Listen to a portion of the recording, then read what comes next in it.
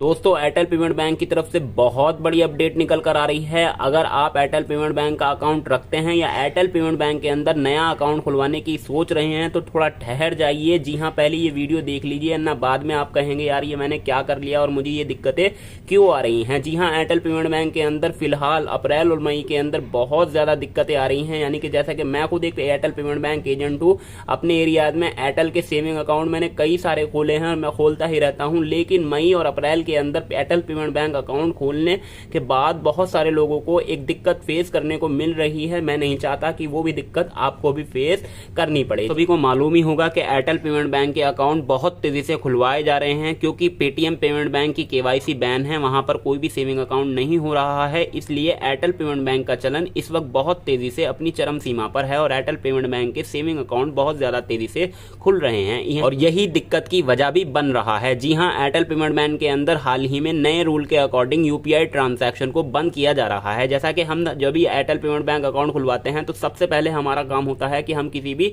UPI platform में अपने Airtel payment bank को कनेक्ट करें और वहां पर यूपीआई ट्रांजैक्शन जारी करें। जैसे फोन पे हुआ, गूगल पे हुआ, पेटीएम हुआ, या कोई भी थर्ड पार्टी ऐप जो यूपीआई को सपोर्ट करता हो वो यहां से हम कनेक्ट करके इस्तेमाल करना चाहते हैं। लेकिन फर्स्ट टाइम ही जब आप एयरटेल पेमेंट बैंक को किसी भी यूपीआई ऐप के साथ कनेक्ट करते हैं, जैसे फोन पे, गूगल पे के अंदर यूपीआई के लिए ऐड कर दिया बैंक अकाउंट, और जब ट्रांजैक्शन करने जाएंगे तो आपका ट्रांजैक्शन वहां पर नहीं होगा, फेल आएगा, या टेक्निकल प्रॉब्लम, आपको किसी तरीके का एरर वहां पर टेक्निकल से रिलेटेड आ जाएगा। अब ये क्यों आ रहा है और आप यहां पर क्यों परेशान होंगे, तो मैं आपकी जानकारी के लिए बता दूं, ये चलन जो हो रहा है वो तेजी की वजह से हो रहा है और यहां पर ऑनलाइन फ्रॉड वगैरह ज्यादा करे जा रहे हैं।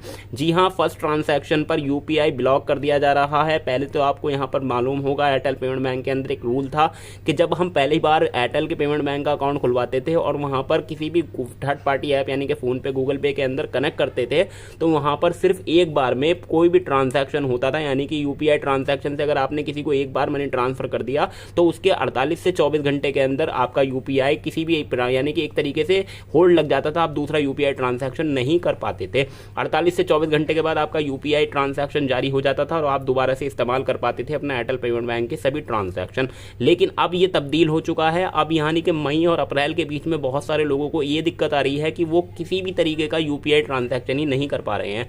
यहाँ पर मैंने टीम से कांटेक्ट किया, टीम से कांटेक्ट करने के बाद यानी कि मेरी दुकान पे बहुत सारे कस्टमर आए, उन्होंने मुझे ये प्रॉब्लम बताई कि यूपीआई ट्रांजैक्शन नहीं हो रहा है। तो मैंने अपने टीम से कांटेक्ट किया, टीम से कांटेक्ट करने के बाद मुझे पता लगा कि हाल ही में ही अब अकाउंट खुलवाने के बाद कोई भी यूजर को फर्स्ट टाइम कैश डिपॉजिट या कैश विड्रॉल करना पड़ेगा अपने फिंगरप्रिंट के माध्यम से। हमारे पास ये वाली फैसिलिटी होती है, शॉपकीपरों के पास ही होती है। यानी कि जब वो शॉपकीपर के पास जाएंगे तो वहां पर उन्हें कैश विड्रॉल कराना पड़ेगा, यानी कि फिंगरप्रिंट से फर्स्ट टाइम मनी निकलवाना पड़ेगा। और ये जो चीज़ है ये इसलिए है क्योंकि बहुत सारे ऑनलाइन फ्रॉड हो रहे हैं एयरटेल पेमेंट बैंक यूजरों के। जैसे कि मैंने आपको बताया, चलन वगैरह बहुत चल रहा है अकाउंट वगैरह खुलवाने का, तो यहाँ पर फ्रॉड भी हो रहे हैं। यूपीआई से रिलेटेड यहाँ पर ट्रांजैक्शन फ्रॉड हुए हैं, तो एयरटेल पेमेंट बैंक ने एक ये सख्त कदम उठा लिया है जिसमें एयरटेल पेमेंट बैंक के यूजरों को दिक्कत हो रही है। अब मैं आपको इस दिक्कत से बचने का प्रोसेस भी बता देता हूं। जैसे कि आपने नया अकाउंट अभी हाल ही में खुलवाया, तो खुलवाने के बाद आपको क्या करना है, 2 से 3 दिन के बाद अपने किसी भी नियर बाई जहां से आपने अकाउंट खुलवाया, अगर नहीं ऑनलाइन खुलवा लिया है तो कोई दिक्कत नहीं है, आप जब भी किसी भी अपनी शॉप नियर बाई शॉप पे चले जाइएगा